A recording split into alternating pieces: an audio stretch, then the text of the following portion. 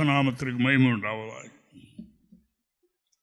மீண்டும் இந்த வாரத்தின் முதல் நாளாக இந்த பரிசுத்த நாளிலும் நாம் தேவனுடைய சன்னிதானத்தில் தேவனுடைய ஆலயத்தில் நாம் கடந்து வந்து கர்த்தருக்கு ஒரு மகிமை உள்ள ஆராதனை ஏறெடுக்க தேவன் நம்ம எல்லோருக்கும் அவருடைய கிருபைக்காக ஆண்டவரை துதிக்கிறேன். என்னுடைய பரிசுத்த நாமம் மகிமைப்படுவதாக.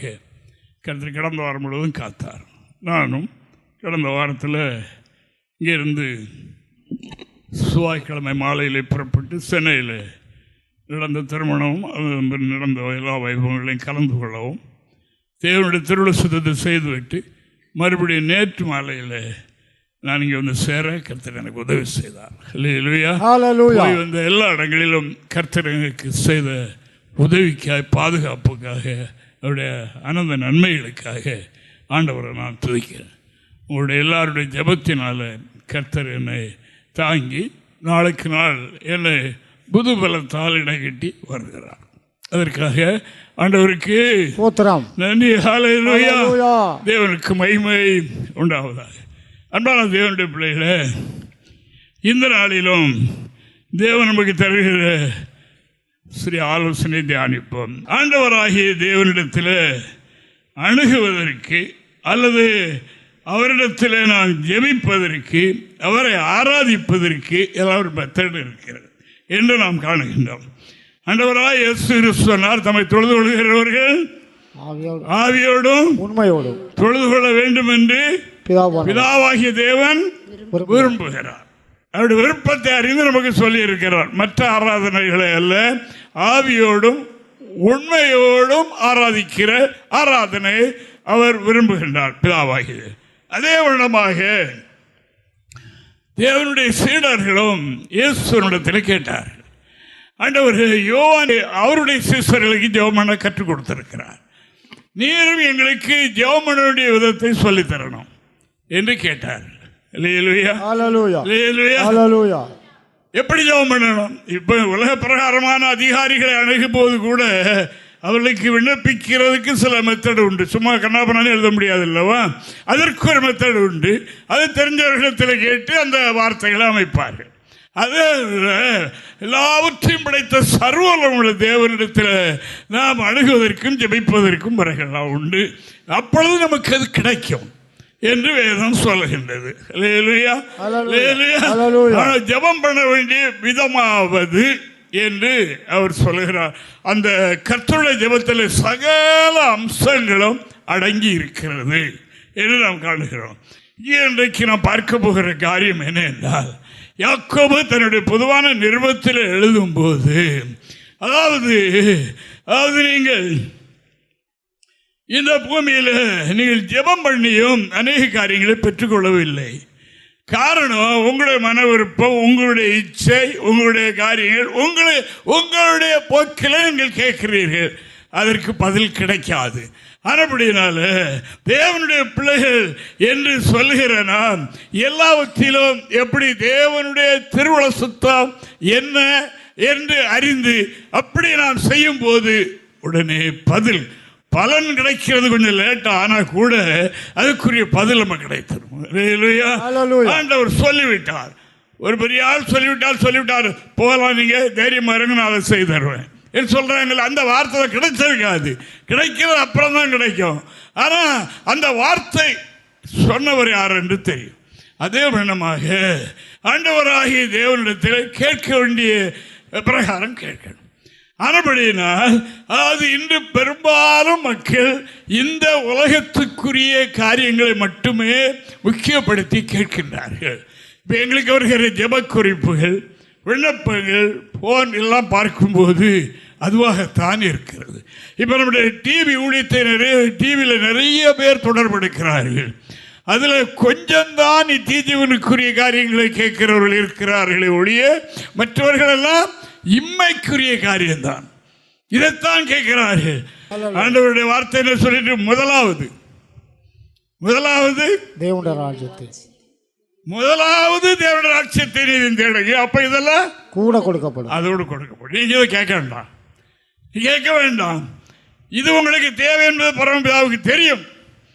ஆனால் பெரும்பாலும் மக்கள் கேட்கின்றது இந்த லோகத்துக்குரிய காரியங்கள் மட்டும்தான். ஆனபடினால் நீங்கள் பெற்றுக்கொள்ளவில்லை என்று சொன்னது மாத்திரமல்ல, நீங்கள் இந்த உலகத்தை நேசிக்காதீர்கள், உலகத்தில் அன்பு கூறாதீர்கள், உலகத்தில் அன்பு கூர்ந்து அதற்காகவே வாழ்நாளை கழிக்காதீர்கள், அதற்காகவே நீங்கள் காத்திருந்து ராவும் பகலும் ஜெபித்து உபவாசம் இருந்து மண்டாடாதீர்கள். நீங்கள் இப்படி செய்யுங்க. ஆனபடியினால் அதாவது இந்த உலகம் அதாவது மனிதனுக்கு தஞ்சம் அல்ல. இது ஒரு மாயாபுரி சந்தை. இது ஒரு பக்தன் சொல்லிவிட்டாரோ, எல்லாத்தையும் அனுபவித்து விட்டு என்ன சொல்லிட்டார்? எல்லாம் மாயை, மாயை, மாயை, மனதுக்கு சஞ்சலம். அவர் அனுபவிச்சவங்க யாரும் கிடையாது. இருதயம் என்ன விரும்பிச்சோ அதை எல்லாம் வா வா என்று சொன்னேன், அதெல்லாம் அனுபவித்தேன், ஒன்றுமில்லை. அப்படினால் தான் கர்த்தருடைய வார்த்தை சொன்னது, உலகத்தில் உள்ளவைகளிலும் அன்பு. இப்ப நான் வாசிக்கலாம். நான் இப்ப இன்னைக்கு வாசிக்க போகிறது இந்த உலகத்துக்குரிய காரியங்களுக்காக, உலகத்துக்குரியவர்களுக்காக நீங்கள் உலகத்தில் அன்பு கூர்ந்து இதற்காக கடந்து மண்டை உடைக்காதீங்க, அவைகளை செய்யாதீங்க, மேலாண்மைகளை நாடுங்கள். யாக்கோபு 4ஆம் அதிகாரம் 3-4 வசனங்களை நீங்கள் விண்ணப்பம் பண்ணியும் உங்கள் இச்சைகளை நிறைவேற்றும்படி செலவழிக்க வேண்டும் என்று தகாத விதமாய் விண்ணப்பம் பண்ணுகிற படியினால் பெற்றுக்கொள்ளாமல் இருக்கிறீர்கள். எப்படி? இச்சைக்குரிய காரியங்கள். இந்த உலகத்தில் அப்படி இருக்கணும், இப்படி இருக்கணும், இப்படி இருக்கணும், இப்படி உடுத்தணும், இப்படி இருக்கணும், இப்படி வீடு வாசல் கட்டணும், இப்படி இந்த உலகத்துக்குரிய காரியங்களுக்காக இவைகளை இச்சித்து இவைகளை பெற்றுக்கொள்ள வேண்டும் என்று விண்ணப்பித்தபடியினால் ஒன்று உங்களுக்கு கிடைக்கவில்லை. நன்றாக கவனிங்க. இவ்வளவு நாள் ஜெபம் பண்ணி ஒன்றும் கிடைக்கலைன்னா இதுதான் தேவனுக்கு மகிமை. நாம் தேட வேண்டியது, நாம் நேசிக்க வேண்டியது அதுவாக இருக்கிறது. அல்லேலூயா. அப்படினால இந்த உலகத்துக்குரிய காரியங்களை இச்சித்து தகாத விதமாய் விண்ணப்பிக்கிறதுனால நீங்கள் கேட்கிற ஒன்றும் இத்தனை மாதங்கள் ஆண்டுகள் ஆகியும் கிடைக்கவில்லை. தெரிஞ்சுக்கிடுங்க. அடுத்த வசனம், உபசாரரே உபசாரிகளே. வசனம் எப்படி எவ்வளவு மோசமான வார்த்தை பார்த்தீங்களா? அது உலகத்தை நேசிக்கிறவர்களுக்கு கொடுக்கிற பெயர். சொல்லுங்க. உலக சிநேகம் தேவனுக்கு விரோதமான பகை என்று அறியீர்களா? ஆகையினால் உலகத்துக்கு சிநேகனாயிருக்க விரும்புகிறவன் தேவனுக்கு பகையனாகிறான். தேவனுக்கு மகிமை உண்டாவதாக. உலகத்தில் உள்ளவைகளில் அன்பு கூறாதீர்கள், அவர்களிடத்தில் தேவனுடைய அன்பு இல்லை. அது தேவனுக்கு பகைமையானது.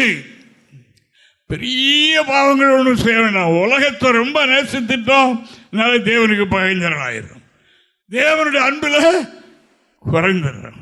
நம்ம இந்த உலகத்தில் மேன்மையாக வைக்கத்தான் கர்த்தர் அழைத்திருக்கின்றார். நம்ம அவர் அழைத்தது அதற்காகத்தான். தன்னுடைய பிள்ளைகள் எங்களுக்கு ஆரம்பத்தில் இந்த ஊழியத்துக்காக நாங்கள் முதல்ல உள்ள ஊழியர்கள் அல்லவா சபையில், அதனால் முதல்ல கொடுத்த அட்வைஸ் என்ன என்றால், அது நமது பரமபிதா நமது ஆண்டவர் நம்மை ஊழியத்துக்கு அழைத்திருக்கிறார், அவருடைய சேவைக்கு, அவருடைய வேலைக்காக. ஆனபடியினால் நாம் நம்மை பற்றி கவலைப்பட வேண்டாம். நமக்கு ட்ரெஸ் கிடைக்குமா, சாப்பாடு கிடைக்குமா, தங்க இடம் கிடைக்குமா என்னெல்லாம் என்ன வேண்டாம். நம்மில் ஒரு குறை இருந்தால் அவருடைய நாமத்துக்கு தான் குறைச்சல். ஆனபடினால இப்படி உழித்து கலைத்தார், இப்படி விட்டுட்டாரு, கிழிஞ்சு தட்டை போட்டு ஊழியக்காரன் போடுறான்னு, அதாவது இப்படி கிடக்கிறானே என்று சொன்னால் அவருடைய நாமத்துக்கு தான் இருக்கு. அதனுடைய அதை அவர் செய்வார். அதனுடைய நீ இதில் அன்பு கூற வேண்டாம், இதற்காக நீ அலைய வேண்டாம், இதற்காக மன்றாடவோ வேண்டாம். அப்படி கேட்டு இச்சையை நிறைவேற்ற அவர்கள் கேட்டபடியினால் என்னாயிற்று? அது கிடைக்கவில்லை என்று வேதம் சொல்லுகின்றது. அதான் சிலர் சொல்லுவாங்க, நான் என்னுடைய பிள்ளைய இப்படி படிக்க வைக்கணும்னு நினைக்கிறேன் ஐயா, இப்படி நினைக்கிறேன், ஆனால் மார்க்கே வாங்க முடியல, படிக்கவே முடியல, பரீட்சை வரும்போதெல்லாம் தோல்வியாகும் அப்படின்ற ஒரு செய்தி எனக்கு போன வாரத்திலே வந்தது. உங்களுடைய பிள்ளை பற்றி, உங்களை பற்றி ஆண்டவருக்கு ஒரு சத்தம் உண்டு. அந்த லைனில் போனீங்கன்னா வாசல்லாம் மடமட என்று திறக்கும். அந்த காரியம் சுத்தியாக வாய்க்கும். இல்லைன்னா வாய்க்கவே செய்யாது. நீங்கள் விண்ணப்பித்தால் உங்களுடைய இச்சையை நிறைவேற்ற உங்களில் நம்முடைய பிள்ளைகள் நம்முடைய குடும்பத்தில் அதை நிறைவேற்ற வேண்டும் என்று நீங்கள் இச்சித்து விண்ணப்பித்தால் அவைகளை பெறமாட்டீர்கள் என்று வேதம் சொல்லுகின்றது.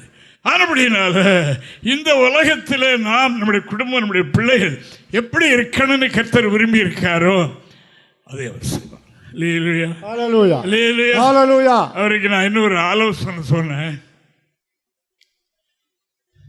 பையன் ரொம்ப கோவப்படுறான் ஐயா, ரொம்ப கோவப்படுறான், ரொம்ப இது பண்ணுறான். நான் இப்படி நினச்சேன், ஒரு பையனை நல்ல ஒரு ஸ்டேஜில் கொண்டு வந்துடணும், அவனை அமெரிக்காவில் அனுப்பி படிக்கணும்னு நினச்சேன். அவன் ரொம்ப ரொம்ப லோ ஆயிட்டான் அப்படின்னு சொன்னார்.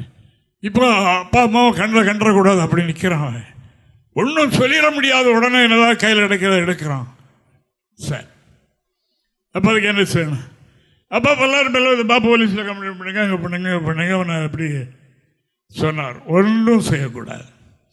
அப்படி செய்தால் அவனை இன்னும் அது என்கரேஜ் பண்ணும், அவனுக்கு இன்னும் வைராக்கியம் உண்டாகும், அதை மனதில் வைத்துக் கொள்வான். என்னென்றால் நம்முடைய அம்மா அப்பா நம்மளை இப்படி செய்தவங்க தானே என்ற ஒரு எண்ணம் இருக்கும். நான் ஒன்று உங்களுக்கு சொல்லுகிறேன், நீங்கள் செய்ய. இந்த தம்பி இருக்கான்ல மகன், அப்பொழுது இருக்கிற இந்த வயதில் நீங்கள் இருக்கும்போது உங்கள் அப்பா அம்மாவுக்கு என்ன செய்தி சொல்லுங்க? நீங்கள் அவங்களுக்கு கீழ்ப்படிஞ்சீங்களா? அவங்கள நீங்கள் அன்பு பாராட்டினீங்களா? எதுவும் உடனே கேட்ட உடனே கொடுக்கலன்னு கையில் கிடைக்கிறத எடுத்தீங்களா? அப்படியே கண்களை நீங்கள் முதல்ல செஞ்ச மருந்து இதுதான். நீங்கள் உட்கார்ந்து ஆலயத்துக்கு போயிருங்க, ஆலயத்தில் போய் அப்படியே தியானத்தில் இருங்க. தியானத்தில் இருந்து உங்களுடைய இப்போ மகன் இருக்கால இந்த வயதில் இருந்து இப்போ நீங்கள் பெரிய ஆளாகிட்டீங்க, அது வரைக்கும் நீங்கள் கடந்து வந்த வழியை ஒரு தடவை அலசி பார்த்து என்னென்ன குறை அப்பாவுக்கு அம்மாவுக்கு செய்தோம் என்கிறத எழுதுங்க.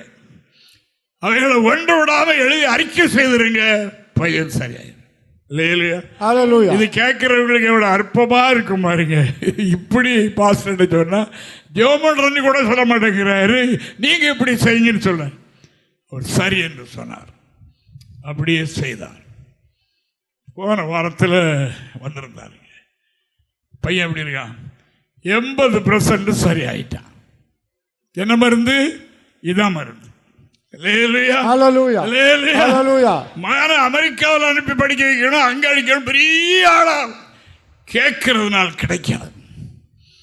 தேவனுக்கு மகிமை. உலகத்தில் என்னுடைய பிள்ளை, என்னுடைய பையன் நாங்கள் இப்படி இருக்கணும் என்று உலகத்துக்குரியவைகளை இச்சித்து உலகத்தில் அன்பு பாராட்டி மற்றவர்களை விட, பக்கத்து வீட்டுக்காரர்களை விட என்னுடைய பிள்ளை இப்படி இருக்கணும் என்று உலகத்தில் அன்பு கூர்ந்து உலகத்தை இச்சித்து நீங்கள் அதற்காக பாஸ்டர் சொல்லி ஜெபம் பண்ண, பாஸ்டிங் இருக்க, அதற்காக நீங்கள் முயற்சி பண்ணினால் என்ன செய்யாதான்? கிடைக்காது. சுவாமி ஒரு மரணம், அவர் மரிக்க கவலைப்படலை. இந்த மரணம் எனக்கு வேண்டாம், வேண்டாம் என்றும் சொல்லவில்லை. ஏனால் உலகத்தின் பாவத்தை அவர் மேலே பிதா சுமத்த போறார். அவர் பாவத்தை போறாத சுத்த கிணறு அல்லவா, அவருடைய உற்பத்தியே பரிசுத்த ஆவி அல்லவா. அப்படிப்பட்ட மகான் அவருடைய வாழ்க்கையிலே இந்த உலகத்தின் பாவம் நம்ம மேல சுமத்தப்பட போகிறது. இந்த பாத்திரம் என்னை விட்டு நீங்குவது சுத்தமா இருந்தால் நீங்கட்டும் இல்ல நம்முடைய சுத்தம். 3 தடவை ஜெபம் பண்ணார். 3 தடவை ஜெபம் பண்ணினார். இந்த பாத்திரம், இந்த பாவத்தை சுமப்பது எனக்கு ரொம்ப கஷ்டமா, ஆனாலும் நான் வேண்டாம்னு சொல்ல மாட்டேன், உம்முடைய சுத்தம் அப்படி இருந்தா ஆகட்டும். 3 தடவை சொல்லியும் இதுதான் என்னுடைய சுத்தம் என்று ஒப்படைத்து விட்டார். அதே வண்ணமாக இன்று நாம் பார்க்கிற காரியம் என்ன என்றால், தகாத விதமாய் இப்படி ஆகணும் என்ற இச்சை கொண்டு நீங்கள் விண்ணப்பிக்கிறபடியினால் அது உங்களுக்கு வாய்க்கவில்லை. ஆண்டவர் கேட்டுட்டு தான் இருக்கிறாரு, அதை நான் தரமாட்டேன். ஆனப்படினால் அன்பானவர்களே, அதுக்கு ஒரு பேர் எப்படி போட்டிருக்கு பார்த்தீங்களா? எப்படி பேர் போட்டிருக்கேன்? அவ்வளவு ஒரு மோசமான பெயர். உலகத்தை யார் நேசிக்கிறார்களோ அவர்களுக்கு இந்த பெயர் சொல்லப்பட்டிருக்கிறது. விசாரிகளே, உலக சிநேகம் தேவனுக்கு விரோதமான பகை என்று அறியீர்களா? பகை. பெரிய காரியங்கள் இல்லை. உலகத்தை நேசித்துட்டோமா, அவர்களை போல இவர்களை போல அவர்களை போல இருக்கணும் நினைச்சிட்டோமா, தேவனுக்கு நமக்கு பகை, தேவனுக்கு மகிமை. தேவனுக்கு நமக்கு பகை உண்டான பிறகு நாம என்ன ஜெபம் பண்ணி என்ன பிரயோஜனம்? அதான் ஏசாயா 59 2வது வாக்கியத்தில், ஏசாயா 59 வசனம் 2 என்ன சொல்லி இருக்கிறது என்றால் பாருங்க, படிங்க. உங்கள் அக்கிரமங்களே உங்களுக்கு உங்கள் தேவனுக்கு நடுவாக பிரிவினை உண்டாக்குகிறது, உங்கள் பாவங்களே அவர் உங்களுக்கு செவிகொடாதபடிக்கு அவருடைய முகத்தை தேவனை விட்டு பிரிக்கிறது. தேவனோடு ஐக்கியமா இருக்கிற மனிதன், அதாவது அக்கிரமம் என்றால் உலகத்தை நேசிக்கிறது. அது அக்கிரமமான பேர். அதில் முதல்ல வாசம் அந்த பேர் நமக்கு சூட்டப்பட்டது. அப்படினால உங்கள் அக்கிரமங்களே உங்களுக்கு உங்கள் தேவனுக்கு நடுவாக பிரிவினை உண்டாக்குறது. உங்கள் பாவங்களே அவர் உங்களுக்கு செவி கூடாதபடி முகத்தை மறைக்கிறார். ஆண்டவரே ஒரு சத்தமும் வராது. அப்படி பார்க்கிறோம் இல்லவா? தேவனுடைய பிள்ளைகளாக இருந்தாலும் சரி, அதாவது இப்படிப்பட்ட செய்கைகள் தேவனுக்கு பிரியமில்லாமல் உலகத்தில் அன்பு கூர்ந்து உலகத்திலேயே பெயர் பெற்று புகழ் பெற்று உலகத்தில் மற்றவர்களை விட பெரிய ஆட்களாக இருக்கணும் அப்படிங்கிற எண்ணம் வந்துட்டுன்னா என்ன, தேவனுக்கு நமக்கு பிளவு ஏற்பட்டு அவர் நம்ம எப்படி ஜெபம் கேட்க மாட்டார். அவருடைய செவியில் அது போய் எட்டாது. அப்படினால் அன்பான தேவனுடைய பிள்ளைகளே, இன்று ஆண்டவருடைய வார்த்தை என்ன சொல்கிறது என்றால், உலக சிநேகம் தேவனுக்கு விரோதமான பகை. உலகத்தில் உள்ளவைகளிலும் அன்பு கூறாதீர்கள். ஒரு உலகத்தில் அன்பு கூர்ந்தால் அவனிடத்தில் என்ன இல்லை, பிதாவின் மேல் அன்பா இருக்க மாட்டார் என்று வேதம் சொல்லுகின்றது. 1 யோவான் 2வது அதிகாரம் 15 முதல் 17 வரைக்கும் உள்ள வசனங்களை வாசிங்க. இந்த உலகமும் உலகத்தில் உள்ளவைகளும் பிதாவினால் உண்டானவைகள் அல்ல என்று வேதம் சொல்லுகிறது. வாசிங்க. உலகத்தில் உள்ளவைகளிலும் அன்பு கூறாதிருங்கள். அன்பு கூறாதங்க. உலகத்தை மட்டும், உலகத்தில் உள்ளவைகள், உலகத்தில் நிறைய நம்முடைய ஆன்மீகத்துக்கு விரோதமான காரியம் இருக்கிறது. அதை சத்துரு கொண்டு வருவான். அதை அனுபவிக்கணும், இதை அனுபவிக்கணும், அதை பெற்றுக்கொள்ளணும், அப்படி இருக்கணும், இப்படி இருக்கணும், எல்லாம் படிப்பிலிருந்து வாழ்க்கையிலிருந்து எல்லாமே ஒரு திட்டம் மனசில் இருக்கும், மனதில் வைத்திருப்பாங்க. அந்த நோக்கத்தோடு அவர்கள் எதிர்பார்ப்பாங்க. ஆனபடினால உலகத்தில் மட்டுமல்ல, உலகத்தில் உள்ளவைகள் மற்றவர்களை பார்த்தால் மெச்சிக்கொள்ளணும் என்கிற அந்த நிலையில உலகத்திலும் உலகத்தில் உள்ளவைகளிலும் அன்பு கூறாதீர்கள். ஒருவன் உலகத்தில் அன்பு கூர்ந்தால் அவனிடத்தில் பிதாவின் அன்பு இல்லை. போதுமா? தேவனுக்கு மகிமை. தகப்பன் வீட்டில் நல்ல செல்வந்தரா இருக்கிறார், அவருக்கு நம்மிடத்தில் அன்பு இல்லை என்றால் என்ன பிரயோஜனம்? அப்படினால் உலகத்திலும் உலகத்தில் உள்ளவைகளிலும் அன்பு கூறாதீர்கள். அன்பு கூர்ந்தால் பிதா அவன் மேல் அன்பா இருக்க மாட்டான். கர்த்தருடைய பிள்ளைகளே, உலகத்தில் உள்ளவைகள் எல்லாம் பிதாவினால் உண்டானவைகள் இல்லை. அடுத்த வசனம் கூட வாசி. ஏனெனில் மாம்சத்தின் இச்சையும் கண்களின் இச்சையும் கண்களின் இச்சையும் ஜீவனத்தின் பெருமையுமாகிய உலகத்தில் உள்ளவைகள் எல்லாம் பிதாவினால் உண்டானவைகள் அல்ல. போதும், தேவனுக்கு மகிமை உண்டாவதாக. இவைகளெல்லாம் அதாவது பிதாவினால் உண்டாகவில்லை என்று வேதம் சொல்ல. பிதாவினால் உண்டானவைகள் அல்ல. ஆனபடினால இதில் அன்பு கூர்ந்தால் பிதாவினுடைய அன்பு நம்மிலே குறைந்துடும். நம்முடைய ஜபத்திற்கு பதிலும் வராது. ஏன்னா நம்முடைய இச்சையை நாம் நிறைவேற்ற அப்படி பிரயாசப்பட்டால் அதற்கு அவர் செவி கொடுக்க மாட்டார். ஆனபடியினால் உலகத்திலும் உலகத்தில் உள்ளவைகளிலும் அன்பு கூறாதுங்க. அவைகள் பிதாவினால் உண்டானவைகள் அல்லவே என்று வேதம் சொல்கின்றபடியினால் ஆண்டவரை நான் சோதனையில் உலகத்தில் வாழ்கின்ற தேவனுடைய பிள்ளைகளே, நாம் தேவனுடைய பிள்ளைகளாக இருப்பதினால் உலகத்தில் அன்பு கூர்ந்து பிதாவினிடத்தில் அன்பு கூர்ந்து நடக்க வேண்டும் என்று அநேகர் என்று பெரிய ஞான ஆலோசனை எல்லாம் தர்றாங்க. என்ன இருந்தாலும் என்ன இருந்தாலும் அவங்களும் ரட்சிக்கப்படணும் இல்லையா? ஆனாலும் அவர்களோட ரட்சிக்கப்படாதவங்களா இருந்தாலும் அங்கேதான் ஆராதிக்கணும், அங்கேதான் கொள்வன கொடுப்பின ஐக்கியங்கள்லாம் வச்சுக்கணும். அப்போதான் அவங்க ரட்சிக்கப்படுவாங்க என்று சொல்லுவாங்க. தேவனுக்கு மகிமை. அதற்கு மாறா எவ்வளோ வேத வாக்கியங்களும் ஆலோசனைகளும் பைபிளில் இருக்குது, அதை சொல்ல மாட்டார்கள். இப்படிப்பட்ட ஞான ஆலோசனை சொல்லுவார். சுவாமி சொல்லுகிறார் பாருங்க, மத்தேயு சுவிசேஷத்தில் இப்படி நான் வாசிக்கிறோம். 6ஆம் அதிகாரம் 24வது வாக்கியத்தை நான் வாசிப்போம். 2 எஜமான்களுக்கு ஊழியர் செய்ய ஒருவனாலும் கூடாது. 2 எஜமானுக்கு ஊழியம் செய்ய ஒருவனாலும் கூடாது. ஒருவனை பகைத்து மற்றவனை சிநேகிப்பான், அல்லது ஒருவனை பற்றி கொண்டு மற்றவனை அசட்டை பண்ணுவான். அதே மாதிரி தேவனுக்கும் உலக பொருளுக்கும் ஊழியர் செய்ய உங்களால் கூடாது. தேவனுக்கும் உலகத்திற்கும் ஊழியம் செய்ய உங்களால் கூடாது, ஒருவராலும் கூடாது. முடியவே முடியாது. ஒன்று அங்கே ஒன்று இங்கே, 2ல் 1 தான். அரைப்படினால் அருமையானவர்களே, நாம் தேவனுடைய பிள்ளைகள். நமக்கும் இடையிடையே உலகத்தில் உள்ளவர்கள் மேலே அன்பும் பாசமும் வரும்.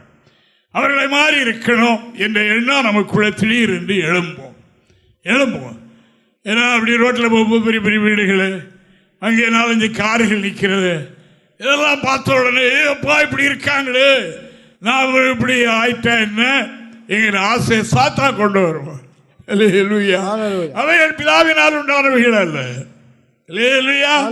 பிதாவினால் உண்டானவைகள் அல்ல. அப்படின்னா அதில் அன்பு கூர்ந்தால் உங்களிடத்தில் பிதாவின் அன்பு இருக்காது. இதை நாம் நன்றாக தெரிஞ்சுக்கணும். உலகத்தில் உள்ளவர்கள் அன்பு கூர்ந்து விட்டோமா, நம்மிடத்தில் பிதா அன்பு வைக்க மாட்டார். அப்படிப்பட்ட ஜெபத்தை ஆண்டவர் கேட்டு பதில் கொடுக்கிறது இல்லை. என்னுடைய மாம்சத்தை நிறைவேற்ற விண்ணப்பிக்கிறதுனால் பெற்றுக்கொள்ளவில்லை என்று வேதம் சொல்லுகின்றது. நம்முடைய வாழ்க்கையில் இருக்க வேண்டிய ஒரே குறிக்கோள், பிதாவே ஆண்டவரே உமக்கு சுத்தமான யாக்கோபு எழுதுகிறார் அல்லவா, அதாவது கர்த்தருக்கு சுத்தமானால் நாங்கள் உயிரோடு இருந்தால் என்னென்ன பிரகாரம் செய்வோம் என்று சொல்லுங்கள். அப்படி சொல்லுங்க, இல்லைன்னா முடியாது இல்லையா? ஐயா அடுத்த மாதம் 8ஆம் கண்டிப்பாக வந்துருங்க. நாங்களும் தான் சொல்கிறோம், நாங்கள் உயிரோடு இருந்தால் தேவ சுத்தமாக பார்ப்போம், அதான் சொல்ல முடியும். தேவனுக்கு மகிமை. ஆனபடியால் அருமையானவர்களே, நம்மில் நம்முடைய பிள்ளைகளில் நம்முடைய குடும்பங்களில் என்ன நடக்கணும்? தேவன் பிதா இதை விரும்புகிறாரா? சுவாமி சொன்னார், தம்மை ஆராதிக்கிறவர்கள் இப்படிப்பட்டவர்களாக இருக்க வேண்டும் என்று பிதா விரும்புகிறார் என்ற விருப்பத்தை அறிந்தவர் இயேசு. வரலாறை நாம் பார்ப்போம் என்றால் பிதாவினுடைய விருப்பம் சுத்தம் இல்லாமல் ஒன்றுமே செய்ய மாட்டார், செய்தது இல்லை. பாருங்க, சுவாமி என்ன சொன்னார்? அதாவது நான் எப்பொழுதும் பிதாவுக்கு பிரியமானதை செய்கிறபடியினால் என்னை தனியே ஒருபோது இருக்க விடல. எனக்கு அவருக்கு பகைமை வரவே இல்லை. கர்த்தருடைய பிள்ளைகள் அபிஷேகம் பெற்று எவ்வளோ இருக்கிற பிள்ளைகள் நம்முடைய வாழ்க்கையில் பகைமை வந்துடுது. பிதா நம்மை பகைக்கக்கூடிய ஒரு சூழல் வருகிறது அல்லவா? அது என்ன? உலகத்திலும் உலகத்தில் உள்ளவைகளிலும் அன்பு கூறுகிறதுனால் ஏற்படுகிறவைகள் என்று கர்த்தருடைய வார்த்தை சொல்லுகின்றபடினால ஆண்டவரை நாம் சோதரிக்கிறோம். ஆனபடியினால் அருமையானவர்களே, இந்த நாளிலே கர்த்தருடைய வார்த்தை நம்மை பார்த்து என்ன சொல்கிறது? நம்முடைய கஷ்டத்தையே பெரிதாக எண்ணி நாம் அது கர்த்தரிடத்தில் சோர்ந்து போகிறோமா? கர்த்தர் எல்லாவற்றையும் பார்க்கிறார். உங்களுடைய கஷ்டமா துன்பமா பாடுகிறார். அவைகள் நீண்ட நாள் உங்களை பின்பற்றாது. எத்தனை நாள்? 10 நாள் உபத்திரப்படுவீர்கள், ஆனாலும் மனமறிந்த உண்மையாக அப்ப என்ன கூட பாரு, ஜீவ கிரீடம். அருமையானவர்களே, இந்த பூமியிலே எவ்வளவுக்கு நாம உலகத்தை வெறுத்து ஆண்டவருக்காக வாழ்கின்றோமோ அதுக்குரிய மேன்மை ரொம்ப ரொம்ப பெரிதாக இருக்கும் என்பதை நான் தினமும் கற்றுக்கொள்கிறேன். பெற்றுக்கொண்டு அந்த வழியில் தான் இப்ப நடக்கும். தேவனுக்கு மகிமை. அருமையான கர்த்தருடைய பிள்ளைகளே, 2 எஜமானுக்கு ஊழியம் செய்ய முடியாது. எப்படியோ நாம் இந்த பாதையில் உலகத்தை வெறுத்து உலகத்தில் உள்ளவைகளில் அன்பு கூறாமல் அவைகளை நாம் மறுதலித்து இந்த ஜீவபாதையில் செல்லும் போது பிதாவே பிரியப்படுத்தணும் அப்படிங்கிற நோக்கத்தோடு வாழும்போது ஒன்றை வெறுக்கத்தான் முடியும். 2 எஜமானுக்கு ஊழியம் செய்ய முடியாது. ஒருவனை பகைத்து ஒருவனை அசட்டை செய்து அவன் மற்றவனை சிநேகிப்பான். மற்றபடி 2 பேரையும் நேசிக்க முடியாது. அதுபடினால் உலகத்தில் உள்ளவைகளிலும் அன்பு கூறாதீர்கள். அதற்காக எப்படியோ சன்னியாசி மாதிரி போறேன்னு அப்படி சொல்லலை. அல்லது இப்போ நான் இருக்கிறேன் இல்லையா இப்படி நான் சொல்லலை. நான் நீங்கள் இருக்கிற நிலையில் வேதத்தில் எல்லாவற்றுக்கும் நமக்கு பிரமாணம் அருமையாக எழுதி தந்திருக்கிறது. எப்படி நடந்து கொள்ள வேண்டும், கணவன் எப்படி நடக்கணும், மனைவி எப்படி நடக்கணும், பிள்ளைகள் எப்படி இருக்கணும், குடும்பத்தை எப்படி நடத்தணும், எல்லாத்துக்கும் ஆலோசனை இருக்கு. தேவனுக்கு மகிமை. அந்த கட்டுப்பாட்டை மீறி நாம் இச்சை கொண்டு உலகத்தை நேசிக்க ஆரம்பித்தால் பிதாவின் அன்பு நமக்கு இருக்காது என்று வேதம் சொல்கின்றது. தேவனுக்கு நமக்கும் இடைவெளி விழுந்துவிடும். முகம் மறைக்கப்பட்டுரும், ஜெபமும் கேட்கப்படாது.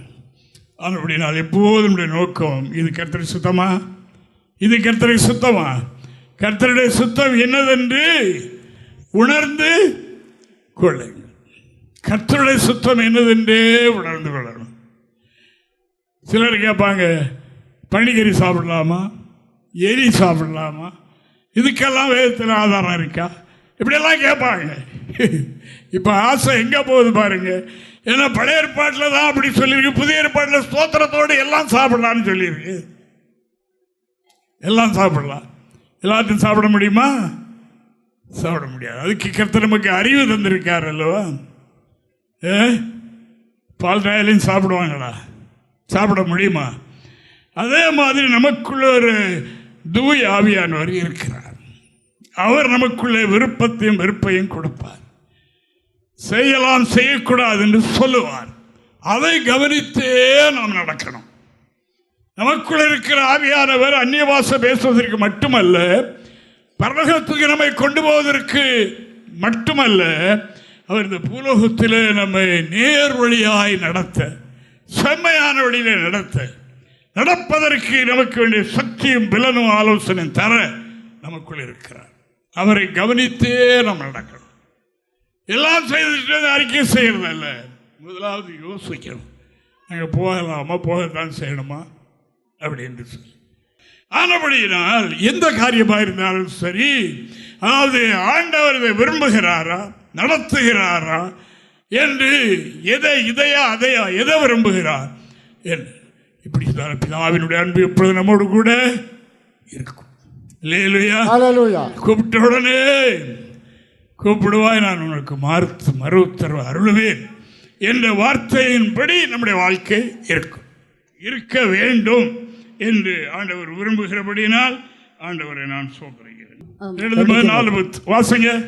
ஏனென்றால் தேமாயு பிரபஞ்சத்தின் மேல் ஆசை வைத்து என்னை விட்டு பிரிந்து தெசலோனிக்கேயருக்கு போய்விட்டார். தேமா இந்த பிரபஞ்சத்தின் மேல் ஊழியம் செய்து கொண்டிருந்த மனிதன், அப்போஸ்தலனாகிய பவுலுக்கு உதவியாக இருந்த மனிதன், இப்படி என்ன ஆசை வந்துட்டு, உலக ஆசை வந்துட்டு. தேமாய் பிரபஞ்சத்தின் மேல் ஆசை வைத்து ஊழியத்தை விட்டு போனான். இன்றைக்கும் அது நடக்கும், இன்றைக்கும் நடக்கும். ஏன் நடக்காது? உலகத்தின் மேல ஆசை வைத்து என்னை விட்டு பிரிந்து போய்விட்டான் என்று அவர் நிறைய எழுதுகிறார். அவர் போய்விட்டார், இவர் போய்விட்டார், லூக்கா மாத்திரம் இருக்கிறான் என்றெல்லாம் அவர் எழுதி கொண்டே வருகிறார். அவருடைய ஊழியத்துக்கு சப்போர்ட்டிங் குறைஞ்சிட்டு, என்றால் கூட இருந்தவனுக்கு உலக நேசம் வந்துட்டு, உலகத்தின் மேல பாசம் வந்துட்டு, அன்பு வந்துட்டு. ஆனபடியினால் கர்த்தருடைய ஊழியத்தை விட்டு தனக்காக தியாகம் பண்ணி பாடுபட்ட தேவ மனிதனுக்கு எதிராக எழும்பி செயல்பட என்ன பண்ணினது? சாத்தான். அல்லேலூயா. ஆனால் அவருடைய அடிப்படை என்ன? பிரபஞ்சத்தின் மேல் ஆசை. அல்லேலூயா. அது இன்றும் நடக்கும், என் மேல நடக்கும் என்பதை நாம் அறிந்திருக்கின்றோம். அல்லேலூயா, ஹalleluya, அல்லேலூயா, ஹalleluya. அருமையானவர்களே, எனக்கு ஏற்பட்ட சோதனை உங்களுக்கும் ஏற்படும் என்று எழுதியிருக்கு. அல்லேலூயா, ஹalleluya, அல்லேலூயா, ஹalleluya. என்னுடைய ஊழியத்தின் ஆரம்ப காலத்தில் ராத்திரி ஒரு இடத்துல இதை முடித்து விட்டு ஊழியத்தை மீனாட்சிபுரம் பஸ் ஸ்டாண்டுக்கு வந்தோம். அங்கே ஒரு நல்ல டிப்டாப்பாக ஒரு பெரிய மனிதன் சூட்கேஸை கீழே போட்டு அதுக்கு மேலே உட்கார்ந்துருக்கிறார். எங்களை கண்டோட ஓடி வந்து அப்பி பிடிச்சிக்கிட்டார். என்னை எப்படியாவது காப்பாற்றுங்க. சூட்கேஸ் நிறைய பணம் கொண்டு வந்திருக்கார். ஏதோ ஒரு கான்ஃபரன்ஸுக்கு போகிறதுக்காக அவர் வந்தவர். இவருடைய நிலைமை டைம் தவறிட்டு ரொம்ப லேட் ஆகிட்டு ராத்திரி சாமங்கிட்ட ஆட்டக்காரனெல்லாம் சுற்றிட்டான். இவர் போக வேண்டிய ஊரை மறந்துட்டார். அவனுக்கு தெரிஞ்சிட்டு சசரியாக ஆள் வந்திருக்கார். ஏதோ ஒரு பெரிய மனிதன் பார்த்தா அப்படின்னு சொல்லி ஆட்டோ சார் 10 ரூபா கொடுத்த போதும் 20 ரூபா கொடுத்த போதும் இல்லை. அவர் போக வேண்டியது ரொம்ப தூரம் அவருக்கு தெரியும். சுற்றிட்டா அவனெல்லாம் சுற்றி அவரை கொண்டு போக பார்க்குறேன். அப்போ நாம் போயிட்டு பாஸ்டர் கேட்டாங்க, என்ன இப்படி என்னை விட்டுறாதுங்க, எங்கே போகிறீங்களோ அங்கே என்னை கூப்பிட்டு போயிருங்க, நான் ஊரை மறந்துட்டேன். நீங்கள் என்ன சபை? உடனே பாஸ்டர் சொன்னாங்க, நாசரேத் தானே. பிடிச்சிக்கிட்டேன். அதே ஊர் தான், அதே ஊர் தான், அதை மறந்துட்டேன், நாசரேத். அந்த இந்த சபைக்கு கேட்டால் அங்கே தான் இருக்கு, எங்களுக்கு தெரியும். அப்போ நான் உங்கள் கூட வர்றேன். அப்போ எங்களுக்கு ஜெபம் பண்ண இடம் கிடையாது, ஒன்று கிடையாது. நாங்கள் காட்டில் கிடந்து ஜெபம் பண்ணுற நாள், காட்டில் கிடந்து. அப்போ சொன்னது, எங்கே போனாலும் சரி என்னை கூட்டிகிட்டு போயிருங்க. அப்போ அப்படியே அவரை கொண்டு போய் காட்டுக்குள்ளே நாங்கள் வழக்கம் போல் ஜெபம் பண்ணோம். ஜெபம் பண்ணும்போது இவர் கூட இருந்தார். நாங்கள் 2 பேரும், அவர் 3. அப்போ பாஸ்டர் எழும்பி அவர் தள்ள போய் கை வச்சாங்க. அவர் துள்ளி சாடி கிடந்து இதாயிட்டார். அவர் இருக்கிறது இந்த பரிசுத்தாவியில், அது வந்து வேற ஒரு சபை, நான் சொல்ல மாட்டேன். தேவனுக்கு மகிமை பரிசுத்தாவி இந்த அன்னிபாசாலத்தோடு விசுவாசிக்க அதை போட்டோம். அப்போ அப்புறம் அதுக்கு பிறகு அவர் அமைதிப்படுத்தி வந்து உட்காரு. பாஸ்டர் ஏன் தள்ள ஏன் கை வச்சிங்க அப்படின்னு கேட்டார். நீர் பரிசுத்தாவை பெற்று அடக்கி உள்ள வச்சிருக்கிறீர் என்று கர்த்தர் சொன்னார். அப்படின்னா இப்போ இந்த ஸ்தாபனத்தில் சேர்ந்து கொண்ட பிறகு இந்த ஸ்தாபனத்தில் நீங்கள் பெரிய ஆளாக இருப்பதற்கு இப்படி இருந்தால் அங்கே உள்ள வைக்க மாட்டாங்க, அதுக்காக கையெடுத்து கும்பிட்டார். இவ்வளவு வரம் பெற்றிருக்கிற நீங்கள், அதாவது ஜெபம் பண்ண கூட இடம் இல்லாமல் இப்படி கஷ்டப்படணுமா?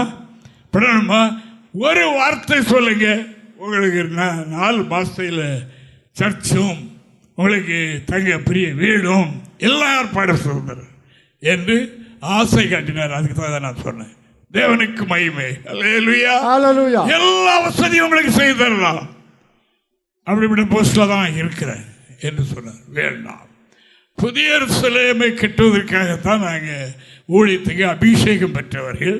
எங்களுடைய நோக்கம் அதுதான். நம்ம 2 பேர் தான் இருக்கிறோம் தமிழகத்தில். புதிய எருசலேம் அவரை நாங்கள் நல்லபடியாக கொண்டு போய் வெள்ளையூரில் போட்ட இடத்துக்கு அனுப்பிவிட்டோம். ஆனபடியினால் ஆசை வார்த்தை காட்ட சத்துரு வருவான். அதிலாகப்பட்டவர் தேமா.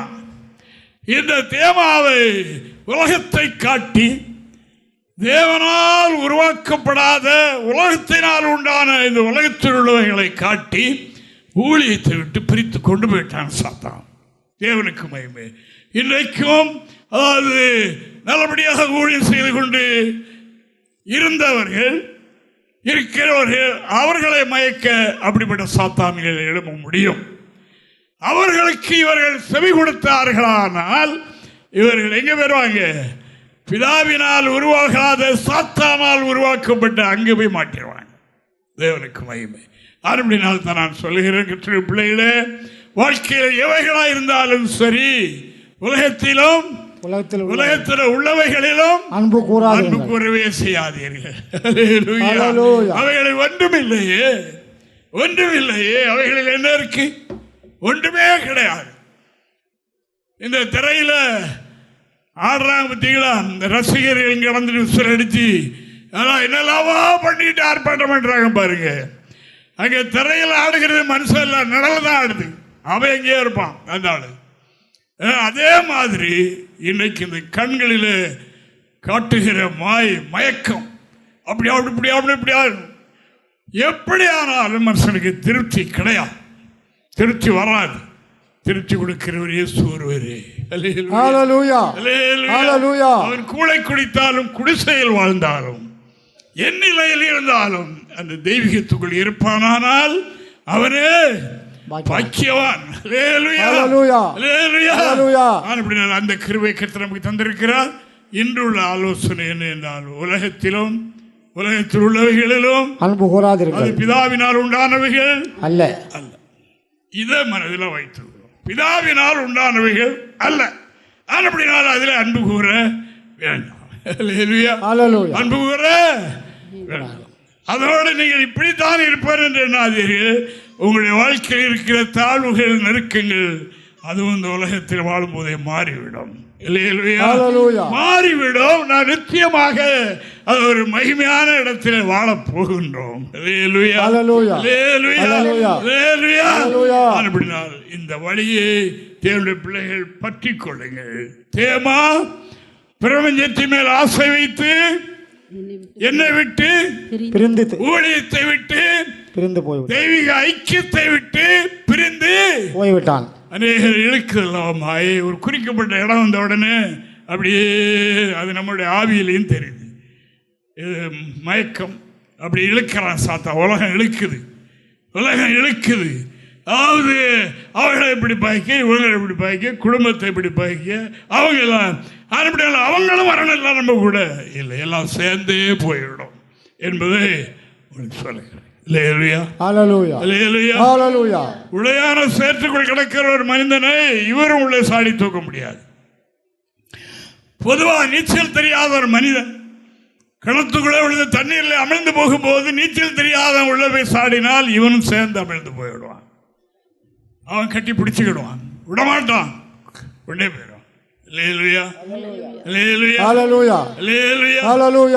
நாம் அறிந்து கொண்டது அருமையானவர்களே.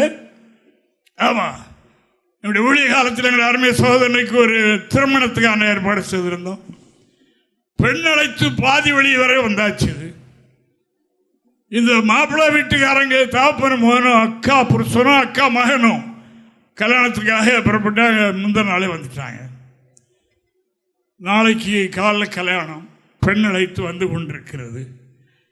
தாப்பனும் மகனும் குளிக்க போனாங்க. தண்ணி கிணறுகளை ஃபுல்லாக இருக்கு. பையன் சோப்பு போட்டவன் போட்டுக்கிட்டு இருந்தவன சோப்பு தவறி கிணத்துல விழுந்துட்டு சோப்பு தண்ணி கிணத்துல குளிச்சுட்டான். நீச்சல் தெரியாது, தாப்பனுக்கு நீச்சல் தெரியாது. ஐயோ பையன் விழுந்துட்டான்னு இவரும் சாடினார். அவன் இவரை பிடிச்சிக்கிட்டான், பையனை காப்பாற்று 2 பேரும் சாயங்காலம் செய்தி வருகிறது. 2 பேரும் காலமாகிவிட்டு தண்ணீருக்குள்ளே முழுகி போனார். பெண் அழைத்து 3/4 வழி வந்தாச்சு. அங்கே நிறுத்திங்க, அங்கே நிறுத்தி வைங்க. நான் இங்கே இருந்து போன 2 பிரதமும் எரிந்து கொண்டு இருக்கிறது. இதெல்லாம் எதற்காக சொல்லுகிறேன் என்றால், அதாவது உளையான சேற்றுக்குள் கிடக்கிற, உலகத்துக்குள் கிடக்கிறவர்களை வெளியே நின்றுதான் தூக்க முடியும். அவர்களோடு சேர்ந்து ஒன்றித்து போய்விட்டால் தூக்க முடியாது. நம்முடைய ஆத்மாவும் தண்ணியில் போயிடும். தேவனுக்கு இதை நாம் நன்றாக தெரிந்து கொள்ள வேண்டும். அவங்களும் இல்லை, நாம் வெளியே நின்று கொண்டு அவர்களை தூக்க பிரயாசப்பட வேண்டும் என்பது. அப்படினால் அன்பான தேவனுடைய பிள்ளைகளை, இன்று கர்த்தருடைய வார்த்தை என்ன சொல்லுகிறது? இந்த தேமா ஒரு பெரிய அப்போஸ்தலனுடைய கைக்குள்ள இருந்த மனிதன். அவன் அவரை விட்டு விட்டு போனதுக்கு ஒரே காரணம் என்ன? பிரபஞ்சத்தின், உலகத்தின் ஆசை. அப்படினால் இன்று நமக்கு சொல்லப்படுகிறது, உலகத்தில் உள்ளவைகளிலும் அன்பு கூறாதங்க, கூறினா கொண்டு போயிரும் என்று வேதம் சொல்லுகின்றது. தேவனுக்கு மகிமை. நிச்சயத்தை சுதந்திரிக்க அழைக்கப்பட்டவர்கள். என்னுடைய அண்ணன் 2 பேர் நான் இந்த நித்திய பாதையில், இந்த நித்திய ஜீவ பாதையில் வந்து கொண்டிருக்கும் போது நான் கோயிலுக்கு வெளியே புறப்படுகிற நேரத்தில் என்னை வழிமறித்தார்கள். நான் சொன்ன ஒரே வார்த்தை தான், ஜீவன் உள்ள மட்டும் ஜீவன் பிரிய வரைக்கும் முடியாது. அண்ணனோ தம்பி யாரோ நீங்களும் இந்த வழிக்குள் வர வேண்டும் என்பதுதான் நோக்கம். பிள்ளைகளே காணப்படுங்கள். அந்த வழி காணப்படுங்கள். தேவனுடைய அன்பை பற்றிக் கொள்ளுங்கள். உலக நேசம் தேவனுக்கு விரோதமான பகை என்பதை மறந்துவிட வேண்டாம். தேமா போயிட்டான். இப்படி நம்முடைய ஊழியத்திலும் காலகாலங்களில் சில சம்பவங்கள் உண்டு. அதற்காக நாம் கவலைப்படவில்லை, அப்படிப்பட்டவர்களுக்காக தான் நாம் கவலைப்படுறோம். ஆத்மா அழிந்து போகிறது. இத்தனை வருடங்களைப்பட்ட பாடுகள் எல்லாம் போச்சு, தொலைஞ்சது என்று தான் நாம் எண்ணி வருத்தப்படுகிறோம். மற்றபடி ஒன்றும் கிடையாது. தேவனுக்கு மகிமை உண்டாவதாக. ஆனபடினால தேவனுடைய பிள்ளைகளே, நாம் உலகத்தில் அன்பு கூறாமல் இருந்தால் பிதா நம்மிலே அன்பு கூறுவார் என்று மோசையை பற்றி சொர்க்கவாசனம் சொல்றேன். மோசே யாத்திராகமம் 33ஆம் அதிகாரம் 11வது வாக்கியத்தை வாசிக்கலாம். ஒருவன் தன் சிநேகிதனோடு பேசுகிறது போல கர்த்தர் மோசேயோடு முகமுகமாய் பேசினார். பின்பு அவன் பாளையத்துக்கு திரும்பினான். நூனின் குமாரனாய் யோசுவா என்னும் அவனுடைய பணிவிடைக்காரனாகிய வாலிபன் ஆசரிப்பு கூடாரத்தை விட்டு பிரியாது. போதும். இந்த மோசேயோடு தேவன் எப்படி பேசினாரா? ஒரு சிநேகிதனோடு பேசுகிற மாதிரி முகமுகமாய் பேசினான். நாம் பிதாவுக்கு பகைவர்களா இல்லாமல் உலகத்தை சிநேகிக்காமல் இருப்போம் என்றால் பிதாவினிடத்தில் எப்படி இருப்பார்? சிநேகிதனிடத்தில் அன்பா இருக்கிறது போல இருப்பார். இதை மனதில் வைத்துக்கிறேன். என்னுடைய பிள்ளைகளே, பிதாவின் அன்பு. மோசையை பற்றி எபிரேயர் நிருபகர்த்தா எழுதும் போது என்ன எழுதுகிறார் பாருங்க. எபிரேயர் 11 வசனம் 24 முதல் 26 வரைக்கும் உள்ள வசனத்தை வாசிக்க பார்ப்போம். வாசிக்கலாம். விசுவாசத்தினாலே மோசே தான் பெரியவனான போது பார்வோனுடைய குமாரத்தின் மகன் எனப்படுவதை வெறுத்து அடுத்தபடியாக அவர் இளவரசனாக நாட்டை ஆளக்கூடிய ராஜாவாக மாறுவதற்காக அவர் ஏற்பாடாகி கொண்டிருக்கிறார். பார்வோனுடைய குமாரத்தின் மகன் என்ன சொல்லப்படுவதை வெறுத்து நித்தியமான பாவ சந்தோஷங்களை அனுபவிப்பதை பார்க்கிறோம். பாவ சந்தோஷத்தை வெறுத்து தேவனுடைய ஜனங்களோடு துன்பத்தை அனுபவிப்பதை தெரிந்து கொண்டு இனிவரும் பலன் மேல் நோக்கமாய் இருந்து எகிப்தில் உள்ள பொக்கிஷங்களிலும் கிறிஸ்துவின் நிமித்தம் வரும் நிந்தை அதிக பாக்கியம் என்று பிதாவாகி தேவன் கர்த்தர் அதாவது இவ்வளவு சிநேகமா இருக்க காரணம் என்ன? அவர் பிரபஞ்சத்தை வெறுத்தார். அனித்தியமான பாவ சந்தோஷத்தை உலகத்தை வெறுக்கக்கூடிய ஒரு மனிதனாக இருந்தார். எவ்வளவு பெரிய ஸ்தானம் பாருங்க. அடுத்து ராஜா அவருக்கு அந்த அரண்மனையில் எல்லா இன்பங்களும் இருக்கிறது. அப்படி இருந்த போதிலும் தாய் கொடுத்த போதனை, அந்த தாயார் தான் மோசே வளர்த்தாங்க. அந்த தாய் கொடுத்த போதனை, மகனே இந்த உலகம் நமக்கு தஞ்சமல்ல, அரண்மனையில் எல்லா தீமைகளும் அங்கே உண்டு, அதனை அனுபவிக்காது. ஆனால் நமக்கு ஒரு ஜனம் உண்டு, ஒரு கடவுள் உண்டு. ஆனபடினால அந்த ஜனங்கள் துன்பத்தை ஏன் அனுபவிக்கிறார் என்றால் இனி ஒரு தேசம் இருக்கிறது என்ன எண்ணத்தோடு நீயும் அதை தெரிந்து கொள். என்னது அம்மா போதனை கொடுத்திருந்தாங்க, அந்த போதனை அவர் பெற்றிருந்தார்.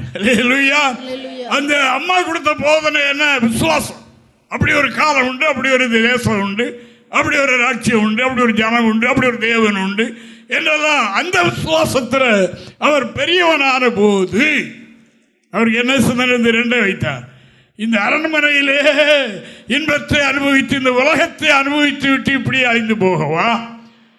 தேவனுடைய ஜனங்கள் நீதியாய் வாழ்ந்து உலகத்தை விட்டு விலகி அவர்கள் தேவனுக்காக துன்பத்தை அனுபவிக்கிறார்கள், அவர்களை போல வாழவா?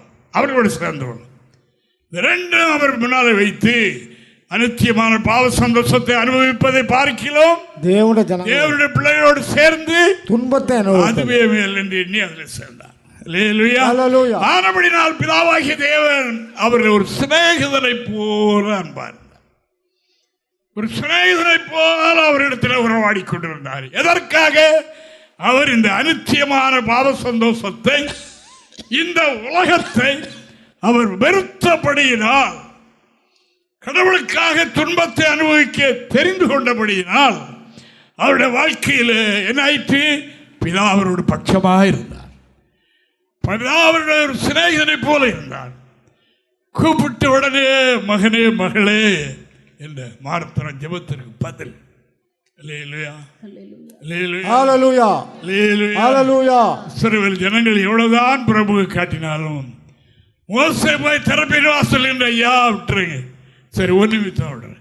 ஜெபத்தை உடனே உடனே அதற்கு பதில் கொடுக்கிற தேவன் யாருக்கு? இந்த அனித்தியமான பாவ சந்தோஷத்தை, இந்த உலகத்தை, உலகத்தில் உள்ளவைகளை யார் வெறுக்கிறார்களோ தேவனுக்கு மகிமை. அல்லேலூயா, அல்லேலூயா. அன்பான தேவனுடைய பிள்ளைகளே, மோசே பிதாவாகி தேவன் மோசே இடத்துல சிநேகிதனை போல பழகிறார். நம்மகிட்ட சிநேகிதனை போல பழகணும். அல்லேலூயா, ஹalleluya, அல்லேலூயா, ஹalleluya. உலகத்தில் அன்பு கூர்ந்தால் அவரிடத்தில் தேவன் அன்பா இருக்க மாட்டார், சிநேகமா இருக்க முடியாது, மாட்டார். அல்லேலூயா, ஹalleluya, அல்லேலூயா, ஹalleluya, அல்லேலூயா, ஹalleluya. மறுபடியும் நான் ரொம்ப சொல்லவில்லை, உங்களுக்கு எல்லாம் விளங்கியிருக்கும். தேவனுக்கு மகிமை. ஆனபடியால் கர்த்தருடைய பிள்ளைகளே, நாம் எல்லாம் இது பரிசுத்த ஆவியானவருக்கு இல்லை என்று நான் புரிஞ்சுக்கிட்டேன். அவரைத்தான் நான் பிரியப்படுத்தணும். ட்ரெஸ்ஸாக ரொம்ப போட்டுக்கிட்டு உள்ள ஒரே கலக்கம் துக்கமாக இருந்தால் என்ன பிரயோஜனம்? வெளியே ஒரு பழைய துணி போட்டுக்கிட்டாலும் உள்ளம் பொங்கி வெளியேணும் அல்லவா? இல்லையா? ஆமாம். பரிசுத்தாவினருக்கு விருப்பம் என்று இருந்தால் அவர் சந்தோஷப்படுவார்.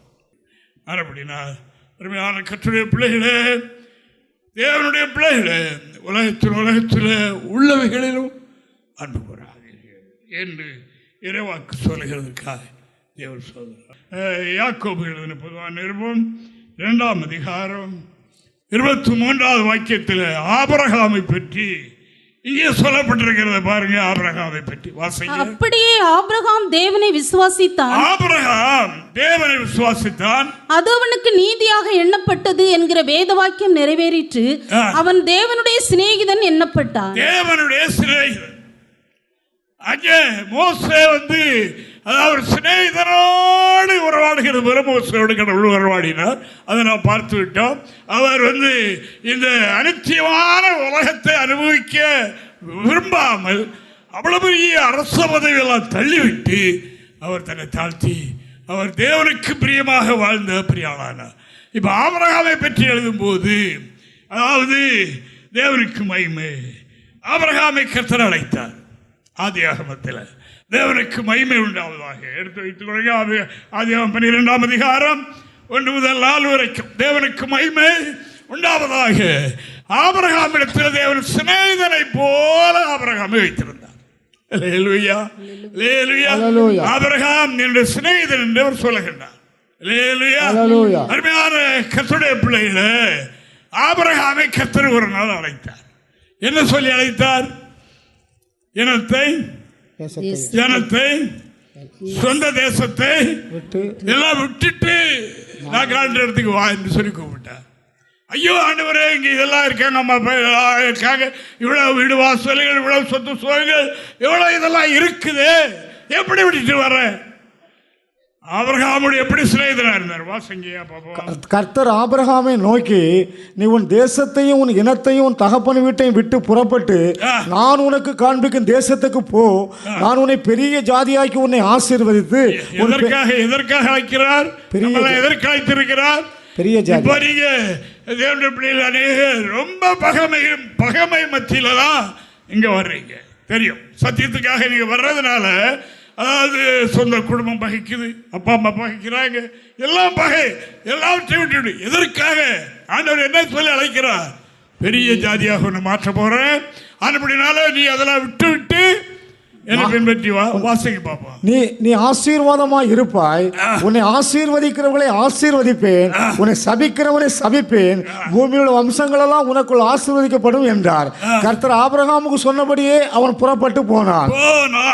தேவனுக்கு மகிமை உண்டாவதாக. உலகத்தை விட்டுவிட்டு, உலகத்தை வெறுத்து, தன்னிலே பாராட்டிய மாம்சீக உறவுகளை எல்லாம் குறைத்து தேவ சத்தத்துக்கு அவர் சொல்லிக் கொடுத்தார்.